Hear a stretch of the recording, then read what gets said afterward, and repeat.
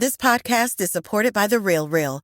Meet Christine. She loves shopping. And this is the sound of fashion overload. Too many fabulous things, not enough space. So Christine started selling with The RealReal. I've always loved collecting designer pieces. Gucci bags, Prada heels. But my style keeps evolving. Selling with The RealReal?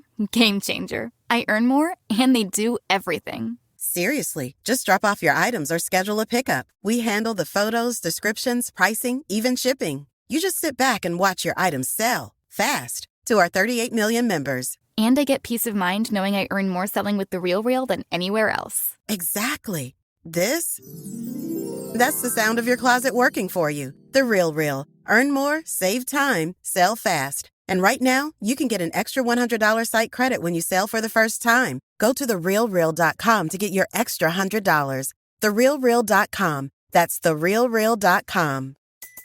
Dear McDonald's, your breakfast menu? Fire. 10s across the board. I could be happy with anything, even though I ordered the same thing every time. Thanks for not judging me. I'll try something new next time. Maybe. Score a 2 for $5 deal on a sausage McMuffin with egg and more. Limited time only. Price and participation may vary. Cannot be combined with any other offer. Single item at regular price. Ba-da-ba-ba-ba. I'm looking for all the baddies all over the world. Ladies, where my baddies at? I'm bad. You bad. Way bad. Where my baddies at? Hi, thanks for joining me in the Everything and Anything and a Bit Gay podcast. Today, I have a fellow podcaster on my show. His name is Jason Townsend, and he has a podcast with his friend, and it's called Shit I Told My Hairdresser. So I listened to about, a dozen episodes in the last few days, and I'm hooked. So he is on Spotify, Apple Podcasts, Amazon, your favorite podcast platform. He's on there. Go check him out. Welcome to the show, Jason. Oh, thank you. Thanks for having me. I appreciate it. You are a hairdresser, and it sounds like you probably have some interesting stories that I would love to hear about. You worked in LA for a while, is that correct? Yes, I did. And were you in a more upscale salon in LA? I was in Beverly Hills. I worked in, a few of them from like Brentwood, from Juan to Orchard Comey to Chris McMillan. Okay. And some of those stories come from those salons. Some of them come from beauty school, like we just talked about last week. And some of them come from our current salon that I work at now. I'm up in Seattle now. And so we are having just a blast. People come in and tell us some of the strangest stories. Do you feel like a therapist sometimes? Oh, absolutely. Yeah. Oh, absolutely. All the time. I mean, people come with us with problems all the time. But the way you have to look at it is that you're coming in for me to solve a problem. Yeah. I'm there to go through and either sometimes fix your hair or maintain it. Yeah. And so when we have our consultation, it can take anywhere from 5 to 10 minutes sometimes. And at the end of that consultation, I've hopefully have solved a problem for you. Whether how to style your hair, what type of appliance you use or product. Yeah. And when you feel that, then you kind of start trusting me.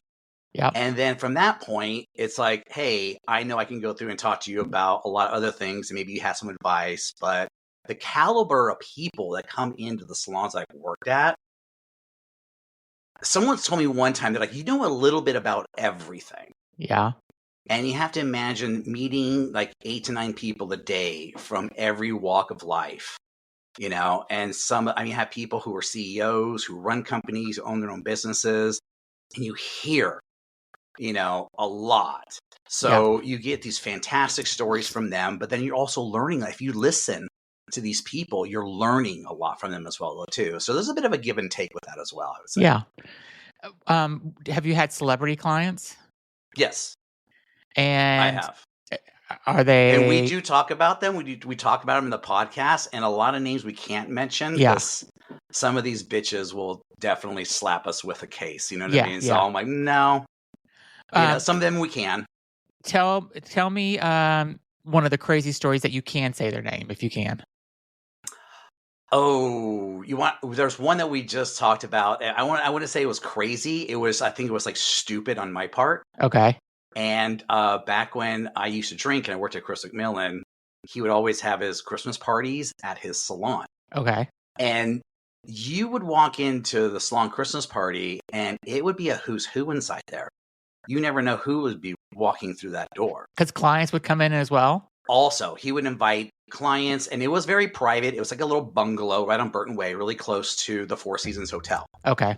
And we'd have valet, and there was a gate right there. Once you got past the gate, so paparazzi could not get in. Okay. You weren't allowed to see anything, and it was always like a who's who inside there. And it's a tiny little place, so everyone's on top of each other.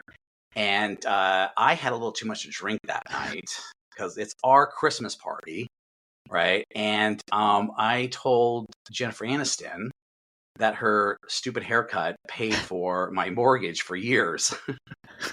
And I got okay. And I'm like, oh man. And I never lived that one down for years. Because so many people were copying her haircut. Is that why? Or because you gave her that haircut? Thought that, well, no, I'm not the one who gave it to her. Chris did. So she was a client of, she actually still is his client. If you look at the Uber ad, if you watch it on there, the guy with the shaved head, that's my old boss. Okay. Right. So it's like, she was always at the parties, and I just had too much to drink, and everyone would always walk into that salon thinking they're going to see her, or that, I can give them that haircut no matter what. Yeah. So you got so tired. I've been doing it since the 90s. And what I should have said was thank you. Yeah. You know what I mean? And it just came out wrong because I was very appreciative because it did make me a lot of money. But it was just one of those things where it was like, you have to think these are real people too. Yeah. And what do you talk to them about? 9 times out of 10, you're talking about the new restaurant or the flowers are growing in their garden or, And what about like influencers, which is like the whole new celebrity and stuff? So tell me about those. That I got away from. Okay. Those I got away from. I had trouble with some influencers because they want everything for free. Oh, and really? That's a big problem. Yes. Oh, because they would mention you, they say, or something? Is that why they would get you be for free? Yeah, and here's the thing. There's a two-way street for influencers. So if they can help you out, then I have no problems going through and doing their hair for free. But I would say close to 99% of them don't. So they want a free haircut and then they give nothing back. Exactly.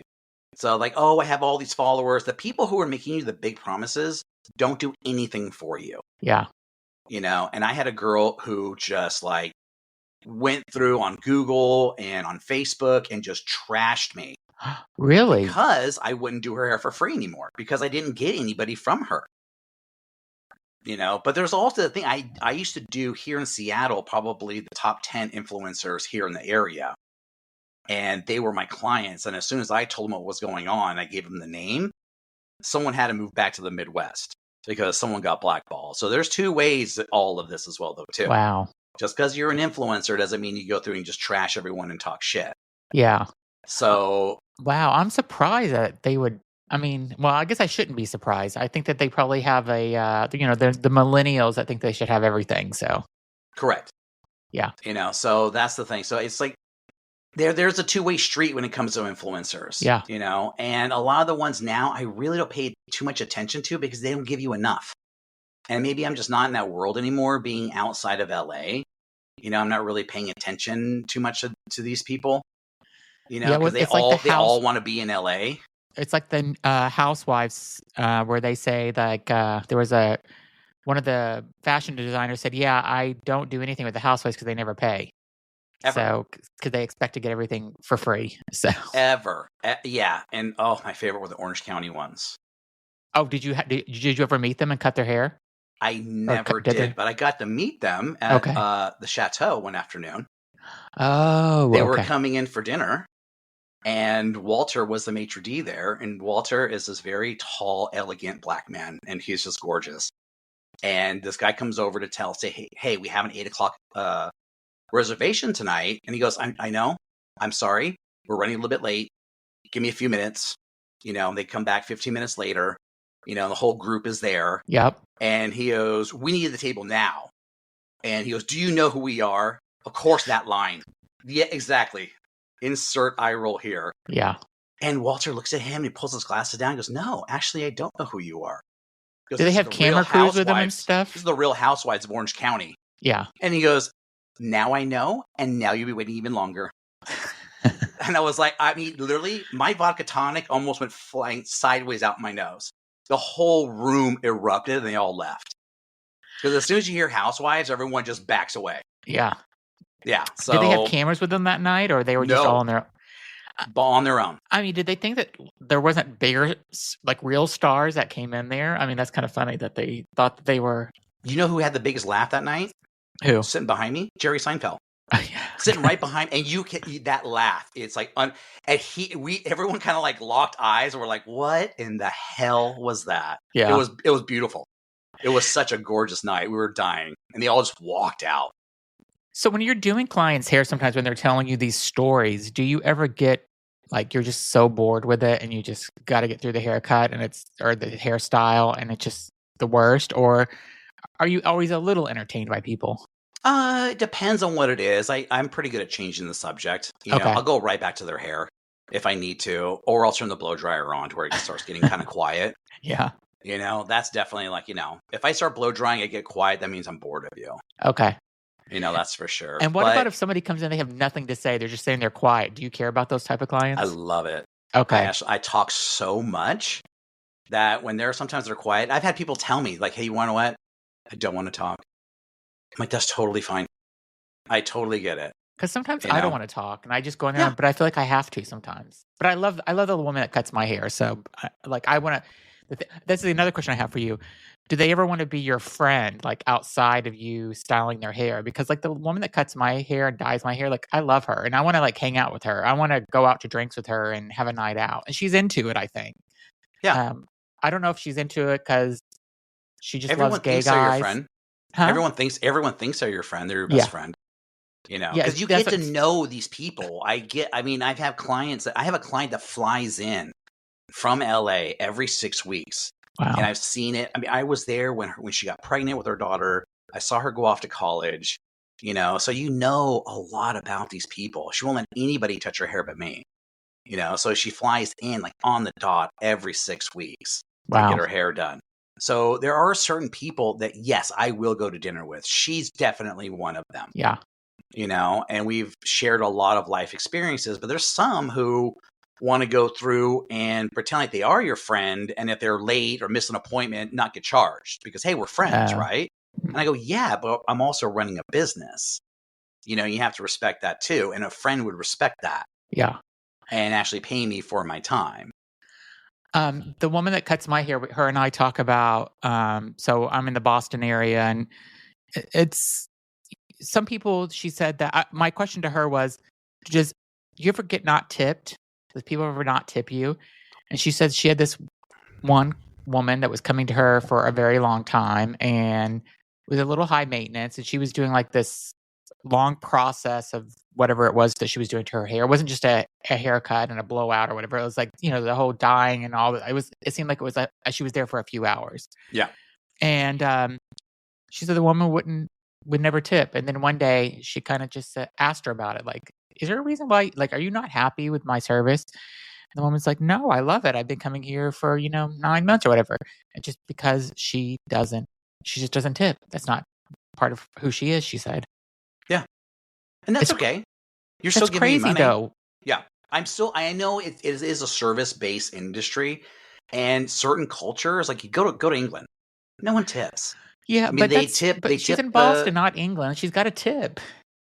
Yeah, I get a lot of international clients, you know what I mean? So sometimes they'll tip like 10%, sometimes they don't at all. You know what I mean? But, I charge a lot of money for a haircut, and that's all I do. And to me, sometimes if you don't want to tip, I'm kind of fine with it. I mean, it doesn't really bother me. Okay. Hopefully I gave you a good service, because that's what tips stand for, to ensure proper service. Yeah. Right. And so hopefully I did give you good service, but there's also certain people. There's this one lady who tips me like literally like 5% every time she comes in, but she's in every 3 weeks on the dot for her short haircut. And I make more money off of her, even with that small amount of tip, than I do a lot of my other clients that come in like maybe twice a year. Interesting. So that's the way I look at it. You know what I mean? As long as I'm busy and I am paying my mortgage and I'm taking care of my family, I'm good. Tell me about some of the like one of those strangest stories that you've heard from one of your clients that you're like, it was oversharing, but you're listening and maybe it was interesting. Like, didn't you have a swingers episode on your podcast? I did. That one was I think it's so common now about the swingers. Okay.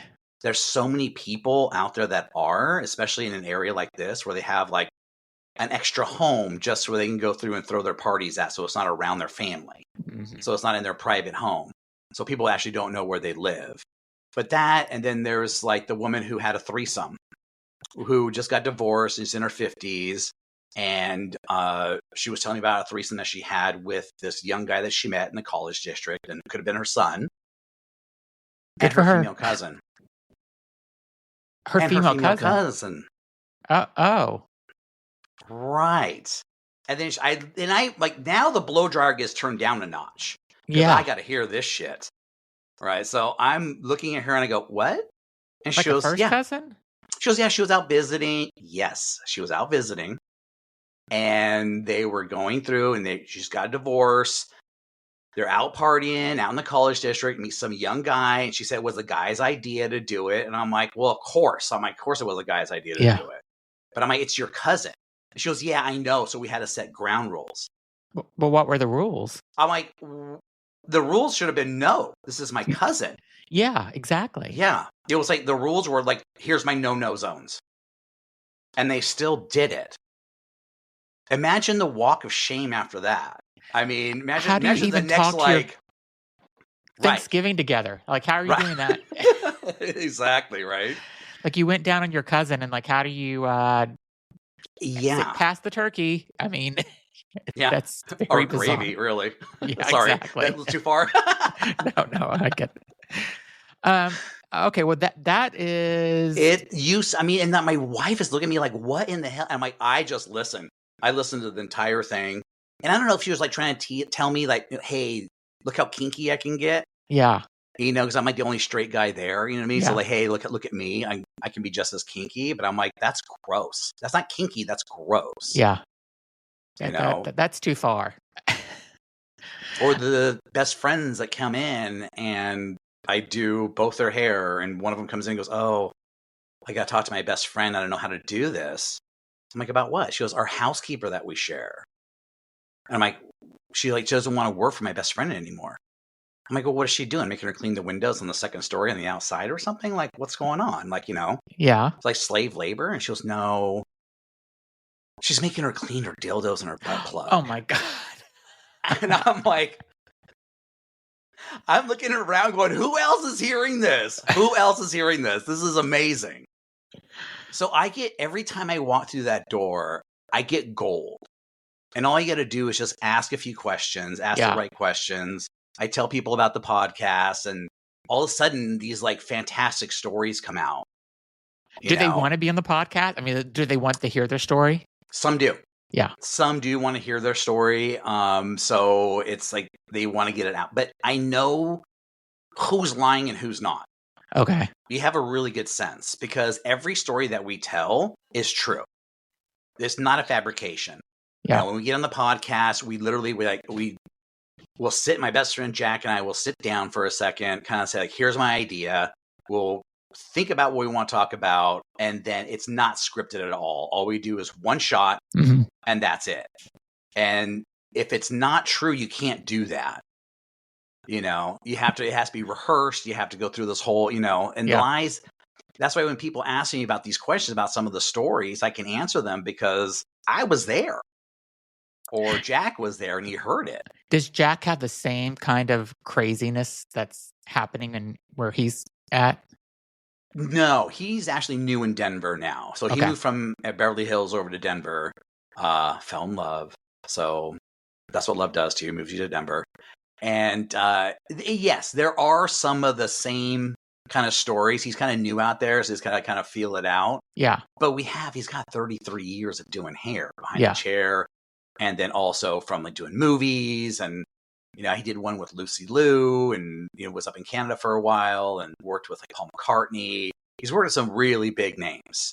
That's awesome. Some really big names. You know what I mean? So he's a really good hairdresser. So he works with Sofia Coppola on some things. So, And what about whenever you get like a really, I know you're married, but what happens if you get a really hot client? Are you ever distracted by that? No, I'm really in love. You know what I mean? So I'm very happy. Okay.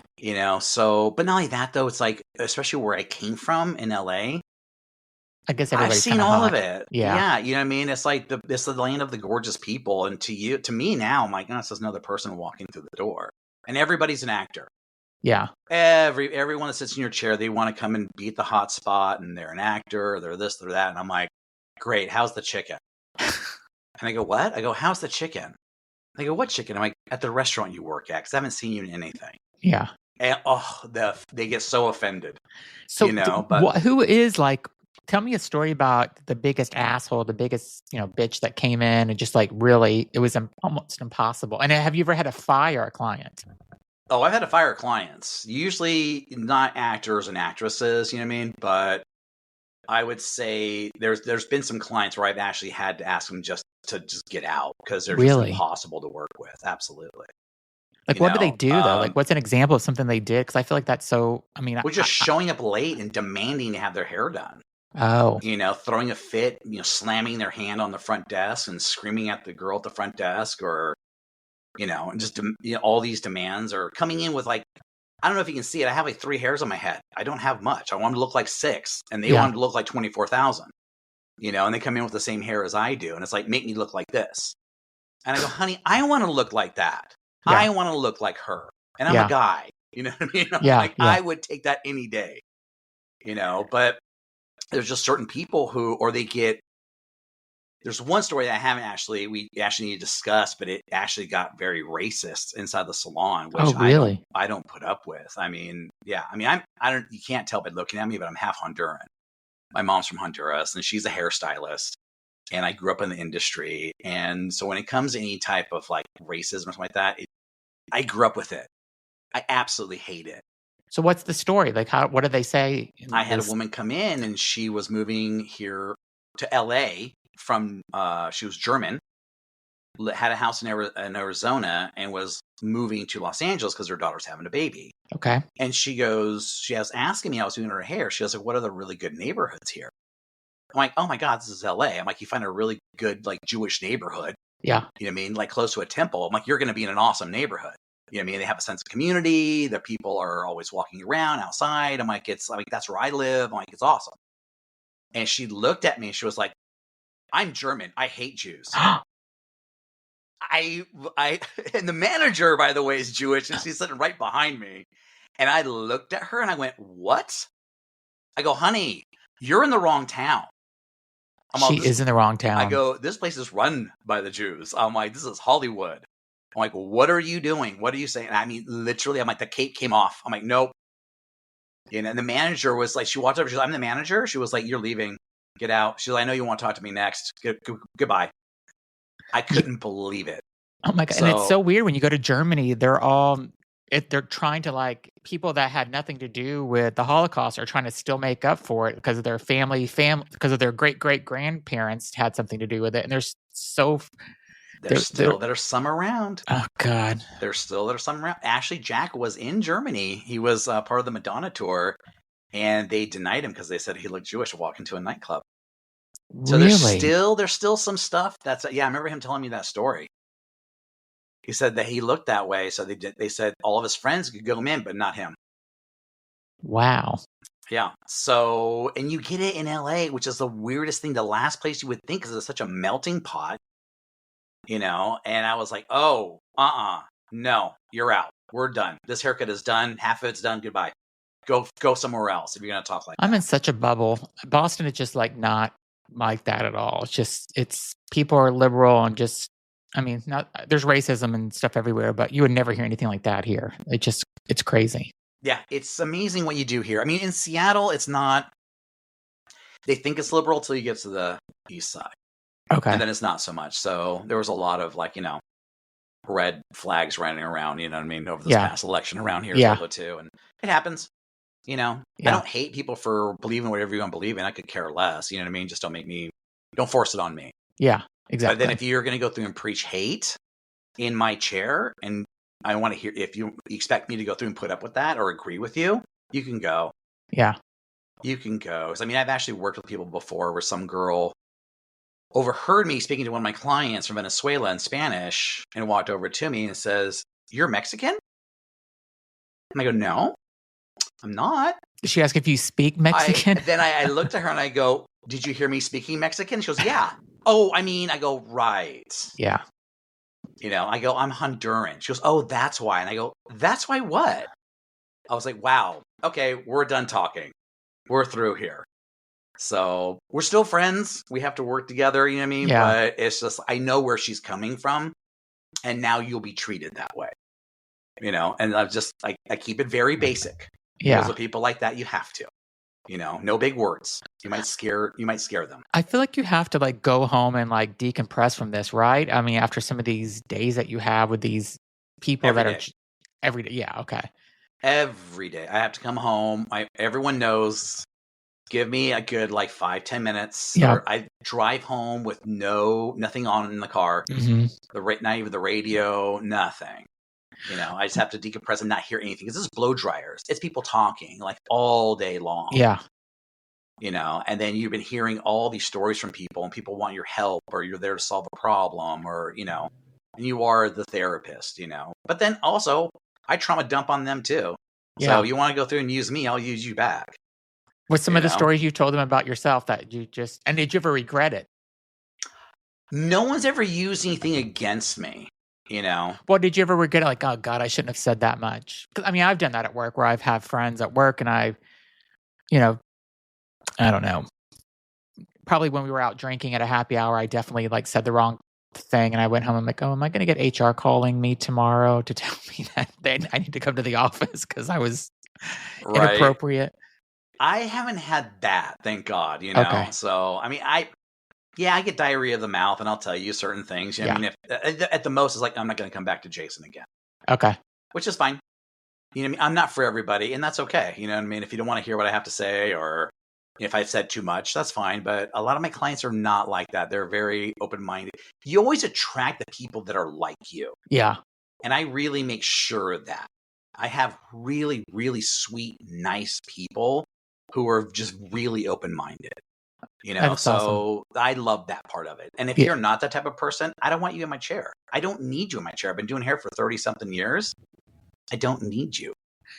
Let me ask you about guys that come in, and me as a gay man, sometimes I can't tell if a guy nowadays, like in their 20s or maybe even early 30s, if they're gay or not, because there's so much, it's like the metrosexual thing is like at a whole new level. So are you getting that where these guys are just, you're just, I mean, not that you're probably even care, but are you sometimes like, I don't know if this person's gay or not, because it's just guys are just at a whole nother level now, I think. And 10 years ago, getting a manicure and a pedicure as a guy, I was probably like, oh, I don't know. Now I'll go every week and I don't care. Or every 2 weeks. But 10, 15 years ago, you would kind of sneak in and hopefully nobody would say anything negative to you. And I was living in New York too, and maybe it was 20 years ago. But now, it's half the guys in the mani-pedi place where I go, it's half guys in there most of the time. And, I see guys now dyeing their hair in the salon that I'm going to and stuff. So it seems more acceptable now, at least in the city I live in. So my question is do you think that guys are even more are taking care of themselves even more than they were? And is it hard to kind of tell, is this guy gay or not? Or do you not even think about that? I don't even care. Okay. You know what I mean? If you're gay or straight or whatever, you know what I mean? As long as you're a nice person. But I think people are actually, you said metrosexual, and I think of you're taking care of yourself like a gentleman used to. Yeah. And that's where I think things got lost. People are kind of like, hey, are you gay? I can't tell you how many times I've heard that. You're straight? Yeah, you're straight. And I go, yeah. Is that okay with you that I am straight? Or did you need a gay hairstylist? Because I can find you one. And they're like, oh, no, it's fine. Or a lot of guys, I've had guys not want to come and see me because they thought I was gay. Oh, because you're a hairstylist? I'm a hairstylist. Oh, right? And I go, well, no, I have a wife and I have a son, and actually every month or so we go down and we get manis and pedis. Even my son, oh, I love that. yeah, he goes in and he picks out his colors and gets his nails polished and things like that, and we have a blast, 'cause Yeah. there's nothing weird about it, but it's just that perception. Yeah. But I have a lot of male clients and they come from every walk of life because they're tired of the barbershop. They're Mhm. tired of going in and getting their haircut every 2 weeks and they don't get what they want. Yeah. And they have someone who can actually relate to them, do their hair. I do everything old school. I do everything scissor over comb. I don't pull out Awesome. of hair clippers at all. Yep. And they really appreciate that. And I really pay attention to their face structure and everything. And they know they've had a good haircut by the time they're done. Because for the guys, I'm still charging them like close to $200 for a haircut. Yeah. And they want that attention. They're coming to me for a reason. Yeah. And they want to spend that kind of money without me pulling out the clippers and just like having them in and out in 20 minutes. Some guys want that and they don't care spending the money for the haircut. Yeah. But most guys come in and see me just for that. So I get a lot of like football players and hockey players. And now here, that's like the new celebrity Mhm. in Seattle. I'm getting those kind of guys. So people will walk by in the window and they'll see who I'm doing. They're like, oh, isn't that? I go, yeah, don't worry. It's okay. Let's not bringing attention to them. But we also have a lot of people in Seattle who are on the news constantly. Yeah. Mhm. Or they're being interviewed after a game and their hair has to look good. So it's every 3 weeks they're in. Have you ever made a huge mistake on somebody's hair where it was, wrong color, you cut too much? Yeah. I Okay. think at the beginning everyone has done that. You know what I mean? I've knocked a hole into someone's bangs Okay. on accident or, but nothing where it's like super, super serious, thank Yeah. God.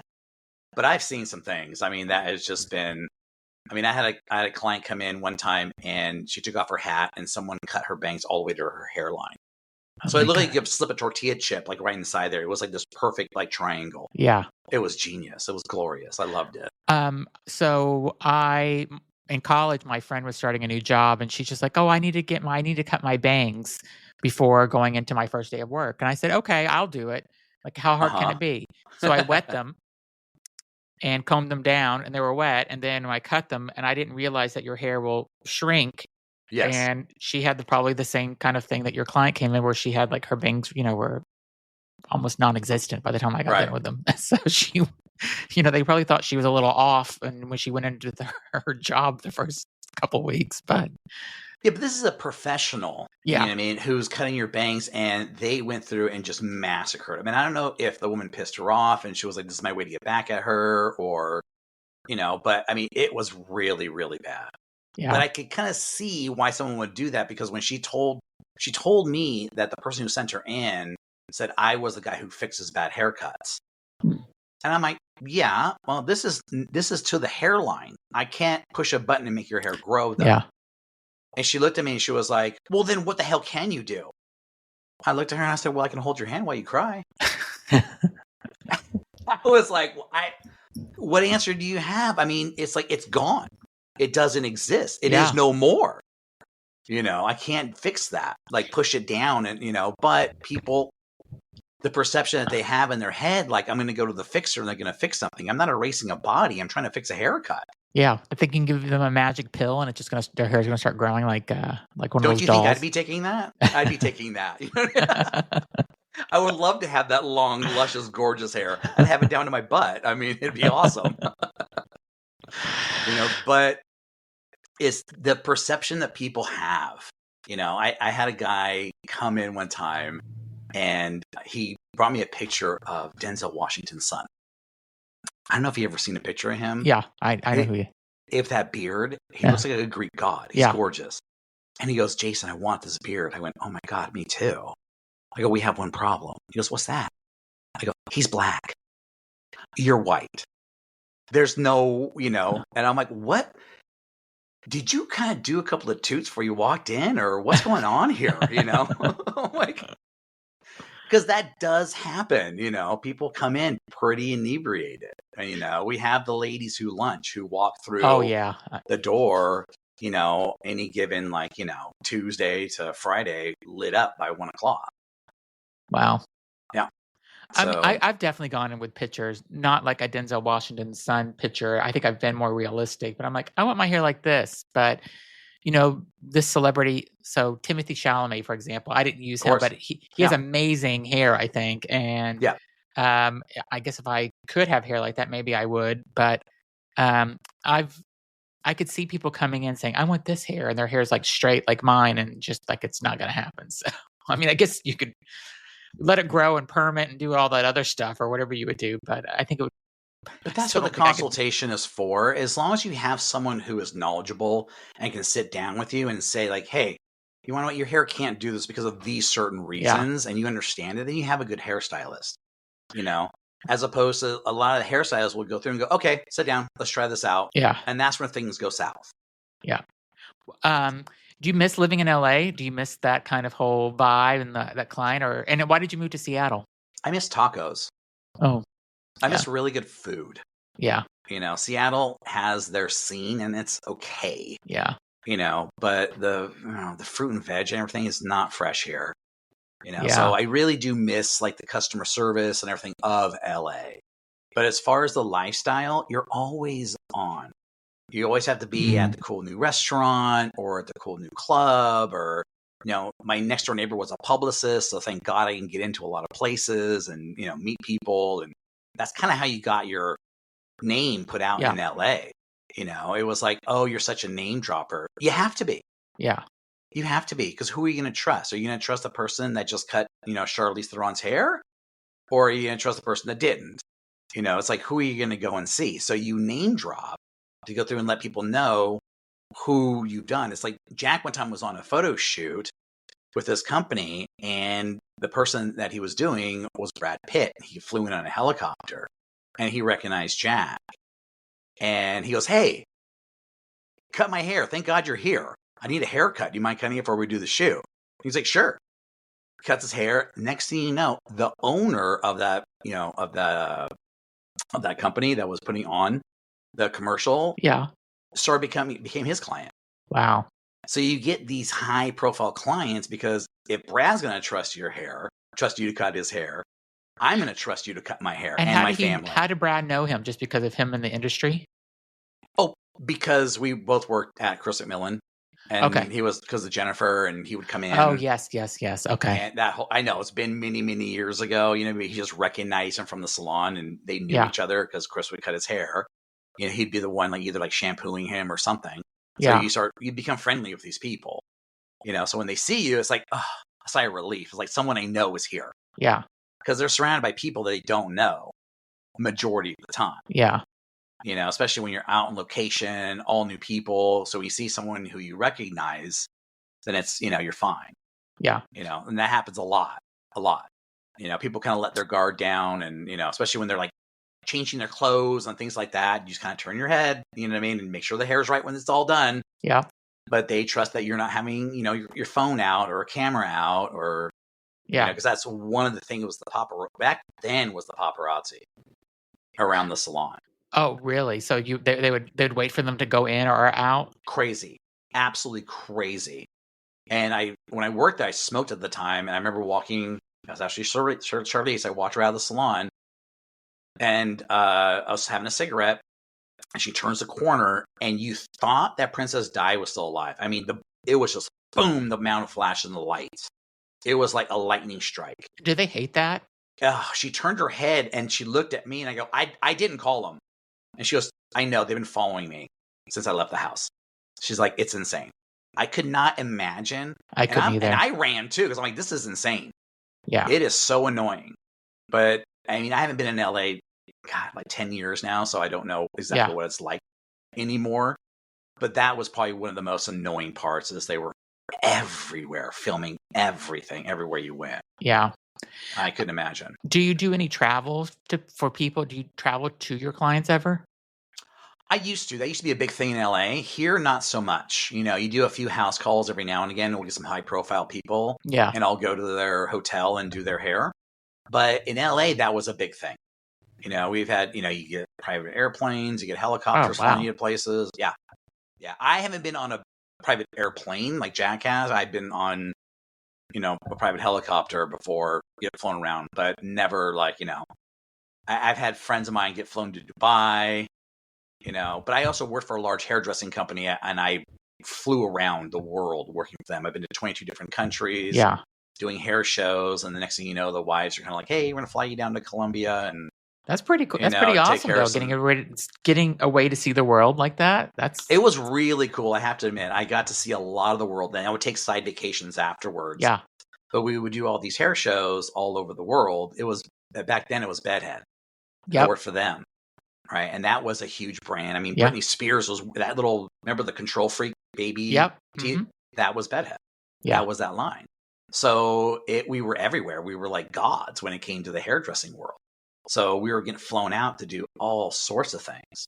So I got to see, and I was going to London. I would go to London at least once a year, at least, for new collection stuff or just learning all the new haircuts and then just taking it out to the masses afterwards. So it was nice, not just working behind the chair, but seeing the rest of the world, and really you got to experience it on their level with the hairdressers.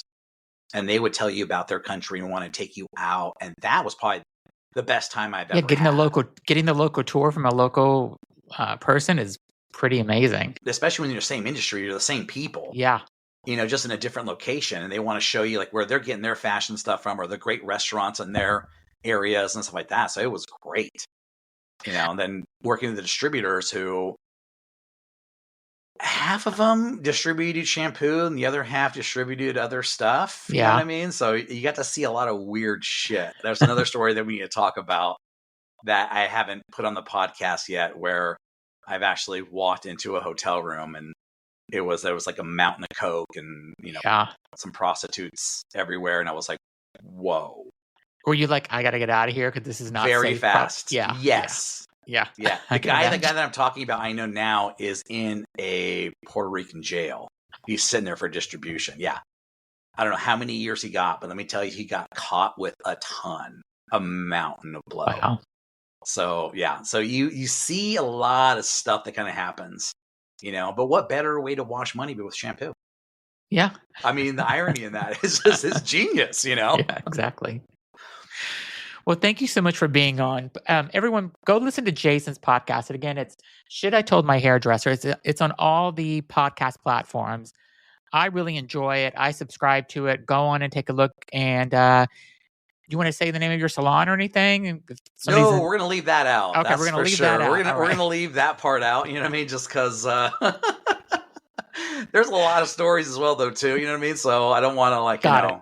All right. Well, thanks so much for being on. You've been an amazing guest, and I appreciate it. And I would love to meet Jack one day too, because I love his sense of humor, as dry as it is on your podcast. So I'm sorry he couldn't make it. Yeah, but he apologizes. But yeah, for sure, next time. All right, great. Thanks for being on, Jason. I appreciate you. Thank you. Lady, where my baddies at? I'm bad. You bad. Where my baddies at? I'm bad. You bad. Where my baddies at? Where my baddies at? Yeah. Real bad on the prowl. Heard you was next, but I'm up now. Yeah, I'm shining like bling blow. And I see a couple haters in the crowd. Yeah, drip, drop, I'm juicy. Don't really care what you say. And we all on Duce. It's your birthday, girl, go crazy. Now make it clap and get low. Yeah, now back it up a little more. Yeah, now bring it up slow. You need a stage the way you putting on the show. Now grab your bestie by the hand and let her know she bad. Say grab a baddie by the hand and let her know she bad. Where my baddies at?